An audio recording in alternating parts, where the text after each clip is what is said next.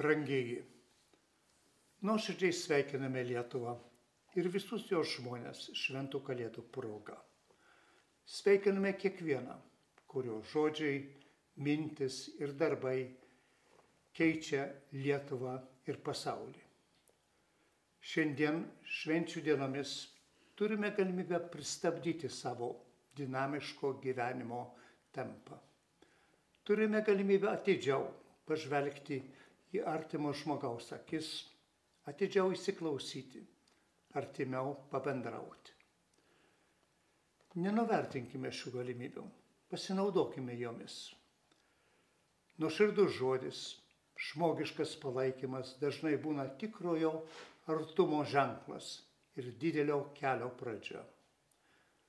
Kelio, kurio eidami bręstame kaip žmonės, kaip šeima, kaip tauta ir valstybė.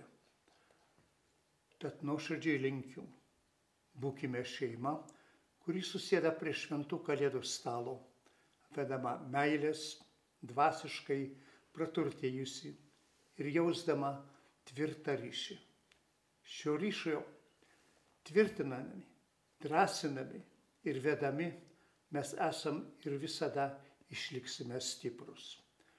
Šios dvasinės stiprybės ir linkiu per gražiausias šventes ir kiekvieną dieną. Būkime laimingi. Nuoširdžiai sveikinu visas Lietuvos šeimas, visus Lietuvos vaikučius, jų mamas ir tėvelius šventų kalėdų proga. Linkiu jiems šilto ir jaukaus bendravimo per šventes ir ko geriausios sėkmės visais ateinančiais metais. Tegul jums niekada nepritrūksta meilės, rūpesčio ir šilumos, o jūsų namams duonos ir juoko. Tegul jūs lydi sėkmė, tegul pildosi jūsų svajonės. Būkite pasveikinti, būkite mylintys ir mylimi, tebūnie, būkite laimingi.